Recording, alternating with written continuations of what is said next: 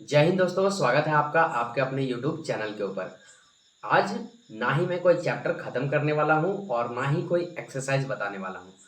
आज मैं आपको बताने वाला हूँ कि आप अपनी 10वीं कक्षा की पढ़ाई की रफ्तार को कैसे दुगुना, तीन गुना या चार गुना कर सकते हैं। ये परम सत्य है कि आपके पास ज़्यादा समय नहीं बचा हुआ है, इसलिए मैं सीधे पॉइंट पे बात करता हूँ। तो मेरे भाई, मैं आपको एक टीचर होने के नाते नहीं, एक बड़ा भाई होने के नाते समझाता हूँ। सबसे पहले कि आपको अगर 10th क्लास में अच्छा मार्क्स लाना है, अच्छे मार्क्स से पास आउट करना है, तो सबसे पहले इस दुनिया से आपको दूर होना होगा। हाँ, ये परम सत्य है।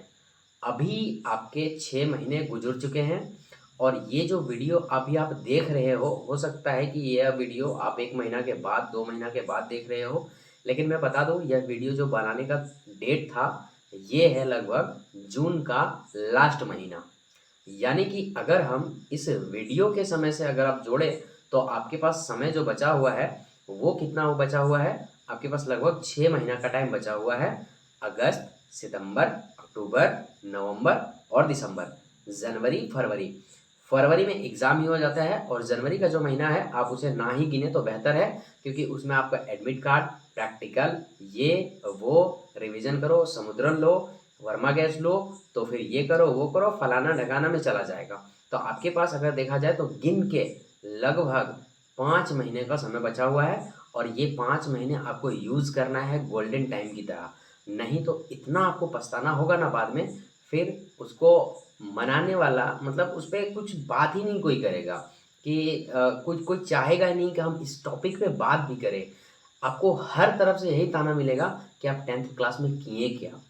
कोई घर वाला तक नहीं सुनेगा कि आप घर का काम करते थे? हाँ, करते थे। नहीं, कभी नहीं बोला जाएगा। ये मैं अपना एक्सपीरियंस के साथ बता रहा हूँ। तो अभी आपको क्या करना चाहिए? तो मेरे बात ध्यान से सुनिए। सबसे पहले 10th क्लास में आपके 5 ऐसे विषय हैं जो इम्पोर्टेंट हैं। पहला मैथ, दूसरा साइंस, तीसरा एसएसटी, चौथा हिंदी और पाँचवाँ अंग्रेजी। इन पाँचों विषयों में की अगर हम बात करें, तो सबसे मोस्ट इम्पोर्टेंट विषय जो आपके मार्क्स दिलाएँगे, वो है मैथ्स और दूसरा है साइंस, ठीक है? इसके बाद एसएसटी आता है, फिर इंग्लिश और उसके बाद हिंदी। तो आपको पढ़ाई करना कैसे है? तो सबसे पहले अपने दिनचर्या को ना पहले इस कदर बाँटो कि उसको आप पूरा यूज़ कर सको। ठीक है? लेकिन इन सब चीज़ों से पहले आपको एक काम और करना होगा। ये जो सोशल मीडिया में ट्रेंड चल रहा है ना, इंस्टाग्राम, फेसबुक, व्हाट्सएप, ये, वो, तो स्नैपचैट, इन सब से आपको दूर होना होगा। अगर आप इन सब से जो दूर नहीं हो सकते हो, तो फिर 10th क्लास के लायक आप नहीं हो मेरे भाई। जी हाँ, सुनने में खराब लग रहा होगा, लेकिन ये उस दिन के खराब से अभी की तुलना में ये कम खराब है। क्यों? क्योंकि जब रिज़ल्ट आएगा ना और जब पूरी दुनिया आपका रिज़ल्ट देखेगी और आप 1-2 मार्क्स के कारण रह जाओगे, तो आपको बहुत बुरा लगेगा इस दिन के मुकाबले उस दिन, जिस दिन आपका रिज़ल्ट आने वाला है। तो आप ध्यान से इन बातों को ध्यान में रखिए और ये जो सोशल मीडिया का हमने नाम लिया अभी, उन सब से दूर हो जाइए प्लीज़। मैं आपको बता रहा हूँ, ये आपको ना बर्बाद करने आए हैं, आबाद नहीं करने आए हैं। सोशल मीडिया में जो आप वीडियो देखते हैं ना, किसी का भी वीडियो आपके सामने आता है, मान लीजिए इंस्टाग्राम का ही वीडियो ले लेते हैं, उसमें आप अगर एक वीडियो स्क्रॉल आप कर रहे हो ना, तो उसमें देखना लाइक्स एंड व्यूज़ हज़ारों, लाखों में रहते हैं।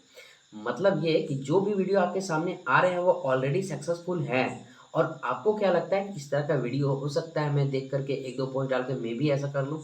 नहीं भाई, ये आप सोचना, मैं इसके खिलाफ नहीं हूँ, लेकिन ये अभी के लायक में, अभी के लाइफ में आपके लिए नहीं है।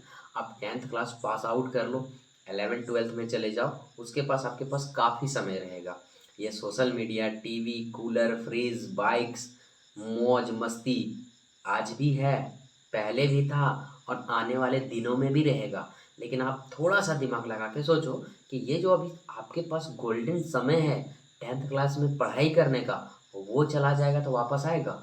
अगर आपके अंदर से ज़रा-सा भी आवाज़ आता है कि नहीं, ये समय मेरे पास दोबारा आ जाएगा, तो जो मर्ज़ी चाहे आप समय वेस्ट कीजिए, मेरा बोलने का कोई फ़ायदा नहीं है। लेकिन अगर आपको लग रहा है कि सर सही बोल रहे हैं, मेरा बात में 1% भी आपको सच्चाई लग रहा है, तो मेरे भाई, वीडियो जैसे ख़त्म होगा ना, वैसे आप सोचना शुरू कर देना कि हमें 10th क्लास में ये 5 महीने जो हमारे पास बचे हैं, 4 महीने जो हमारे पास बचे हैं, 3 महीने जो हमारे पास बचे हैं, उसको हम यूटिलाइज़ कैसे करें, कैसे यूज़ करें।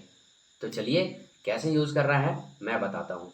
तो पाँचों विषय का हमने नाम लिया है अभी, उन सब में से सबसे ज़्यादा इम्पोर्टेंट है जो आपको मार्क्स दे सकता है, पहला विषय है मैथ्स और दूसरा विषय है साइंस।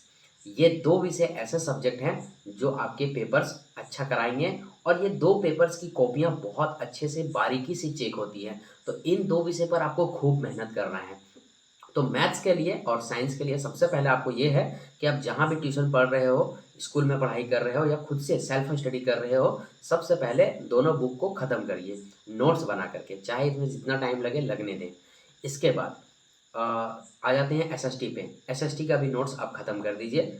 आते हैं अंग्रेजी में, तो अंग्रेजी सब लास्ट-लास्ट में भी पढ़ता है, कोई दिक्कत नहीं है, आप उसका अगर टाइम है आपके पास, टीचर्स आपको पढ़ा रहे हैं, तो नोट्स पढ़ाइए और नहीं तो उसको साइड में रखिए। हिंदी की अगर बात करें तो हिंदी में अगर नोट्स आप नहीं भी बनाएँगे तो भी चलेगा, लेकिन उसमें से एटलीस्ट आपको करना क्या है, एक कहानी आपको 2 या 3 दिन में पढ़ने हैं, ताकि वो आपके दिमाग में रहे, शेड्यूल में रहे, ठीक है? लेकिन ज़्यादा काम करना है किस पे? मैथ्स में और विज्ञान में। तो आपको पहला काम करना है, मैथ्स का आप नोट्स बना लिए और साइंस का भी नोट्स बना लिए। तो अब आपको क्या करना है, डेली बेसिस पे रिवीज़न करना है। क्या? रिवीज़न। अब देखिए रिवीजन कैसे किया जाता है उसका भी एक तरीका होता है। जैसे मान लीजिए आप मैथ्स में चैप्टर 1 का नोट्स बना लिए हो, अब उसका रिवीजन आप कैसे करोगे? तो नोट्स को रखेंगे साइड में और सबसे पहले जो हम पढ़े हैं उसको फिर से दोबारा बना के देखेंगे। क्या वो याद आता है मुझे? क्या हम बिना देखे उस सॉल्यूशन को सॉल्व कर पाते हैं? जो क्वेश्चंस हमने पिछले सप्ताह किया था क्या वह इस सप्ताह भी कर पा रहे हैं? ये आपको देखना है। साइंस में अगर आप आओगे तो साइंस का जो नोट्स है वो भी आपका तैयार होना चाहिए। एक कहावत है, बुरी बात तो यह है कि समय नहीं है और अच्छी बात ये है कि अभी भी समय है। तो जागिए और सारी चीज़ों से दूर हो जाइए और आप एक रूटीन बनाइए पढ़ने का, ठीक है? और उस रूटीन में चाहे जो भी आप पढ़ें, लेकिन मैं आपसे कहता हूँ उस रूटीन में एक रूटीन ऐसा होना चाहिए जिसमें मैथ्स के लिए आपके पास कम से कम 3 घंटे का समय होना चाहिए। जी हाँ, मैथ्स को कितना घंटा देना है? 3 घंटा। और अगर बात किया जाए साइंस की, तो साइंस में कम से कम आपको एटलीस्ट 2 घंटे देने हैं। 5 घंटे हो गए और जो बाकी के अदर सब्जेक्ट हैं, वो आप उसमें डिवाइड कर सकते हैं। अब रूटीन कैसे बनाना है? तो रूटीन देखिए सुबह से लेकर के शाम तक भी आपके पास समय है। कोई-कोई रात में भी पढ़ते हैं, लेकिन मैं रिकमेंड करूँगा कि आप रात में ज़्यादा ना जगें तो बेहतर है क्योंकि नींद लेना भी बहुत ज़्यादा ज़रूरी है। तो सबसे पहले आप सुबह उठेंगे, जितना बजे भी आप उठते हैं 4 बजे, 5 बजे, 6 बजे, 7 बजे, आप वहाँ से लेकर के शाम के 9 बजे तक का आपके पास एक रूटीन होना चाहिए कि मुझे इतना से इतना टाइम ट्यूशन जाना है, इतना से इतना टाइम स्कूल जाना है और इतना से इतना टाइम पढ़ाई करना है। रिलैक्स होना भी बहुत ज़रूरी है। ये भी रूटीन में आप बनाना कि जिस दिन आप स्कूल नहीं जाएँगे, उस दिन का रूटीन क्या होना चाहिए। जिस दिन मेरा पढ़ाई नहीं होगा कहीं चले गए, मान लीजिए इमरजेंसी में कुछ आ गया, जैसे किसी का घर में मुंडन है, अब आपको जाना पड़ेगा। ये सच है, हम लोग का कल्चर है ये। मान लीजिए किसी के यहाँ पूजा है, अब क्या करें, मजबूरी है, सब घर वाले चले गए वहीं खाने के लिए, घर में खाना ही नहीं बना, तो हम चले गए। तो वैसे कंडीशन में जो पढ़ाई आपका छूटा तो उसको नेक्स्ट डे आपको पूरा करना पड़ेगा, ठीक है? चलिए तो रूटीन जो है सो हम मोटा-माटी आपको समझा दिए कि कैसे बनाना है। लेकिन अगर आपको रूटीन बनाने में प्रॉब्लम होता है, आप रूटीन बनाने में बहुत ज़्यादा परेशानी फेस कर रहे हैं, तो आप हमें कमेंट बताएँगे। अगली बार जब हम एक वीडियो लेकर आएँगे तो वो रूटीन के ऊपर लेकर आएँगे कि आपका 10th क्लास में पढ़ने का रूटीन क्या होना चाहिए। आई बात समझ में? तो चलिए ये हमने एक रिव्यू दिया है आपको, आँख खोलने का कोशिश किया है आपका कि बस आपके पास ज़्यादा समय नहीं है, अगर आप समय को गँवाएँगे तो समय फिर आपको गँवा देगा, ठीक है? इसीलिए अभी से एक-एक समय का एक-एक सेकंड आप निचोड़ना शुरू कर दीजिए, नोट्स बनाइए, प्रिपरेशन कीजिए, नहीं समझ में आ रहा है सर से बातें कीजिए, पूछिए उनसे, जिस भी क्लास में आप पढ़ते हो, जहाँ ट्यूशन पढ़ाई करते हो, वहाँ पर सर से पूछिए, अपना एक्सपीरियंस वो शेयर करेंगे। एटलीस्ट अगर ऐसा आप सर से पूछोगे ना तो सर खुश भी हो जाएँगे, कम से कम कोई तो लड़का है मेरे ट्यूशन में, कोई तो लड़की है मेरे ट्यूशन में जो इस तरह की बातें कर रही है, इस तरह का बातें कर रहा है कि कम से कम उसको मार्क्स तो गेन करने हैं, नंबर तो लाने हैं। तो भाई साहब अभी से पढ़ना शुरू कर दीजिए और ये सोशल मीडिया से आप दूर रहिए प्लीज़। मैं आपसे रिक्वेस्ट कर रहा हूँ, ये सोशल मीडिया आपको बर्बाद करने आई है, आबाद करने नहीं आई है। मैं सोशल मीडिया के बिल्कुल भी खिलाफ नहीं हूँ, अच्छा चीज़ है, अपना हुनर दिखाने का ये एक प्लेटफ़ॉर्म है। लेकिन अभी आप 10th क्लास में हो तो ये बिल्कुल भी आपके लिए नहीं है। ओके, तो चलिए मैं यहाँ पर अपने बातों को समाप्त करता हूँ और वीडियो को यहीं पे ख़त्म करता हूँ।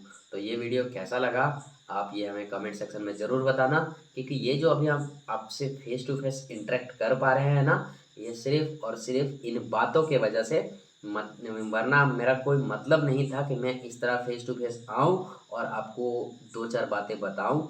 अगर मेरी बातों से आपको ज़रा-सा भी मोटिवेशन मिला है, तो मेरा ये सोच जो है सो वो सक्सेसफुल हो जाएगा कि नहीं, ये वीडियो बना के मुझे संतुष्टि हुई है। तो आप कमेंट बॉक्स में कमेंट ज़रूर चिपका कर जाना कि सर ये जो वीडियो आई है आपकी बहुत अच्छी लगी हमें या बहुत बोरिंग लगी, आपको ऐसे वीडियो नहीं बनाना चाहिए था। जो भी आपके कमेंट बॉक्स में है, मेरे अंदर कुछ कमी है तो आप उसे ज़रूर बताना। एक कहावत है कि मेरी खूबियाँ सभी से कहें, लेकिन मेरी कमियाँ सिर्फ़ मुझसे कहें, ताकि उस कमी को मैं सुधार सकूँ और आने वाली लाइफ़ में उस कमी को कभी भी लोगों के सामने ज़ाहिर करने से बचूँ। तो चलिए वीडियो को समाप्त करते हैं, मिलते हैं नेक्स्ट वीडियो में। तब तक के लिए जय हिंद, जय भारत।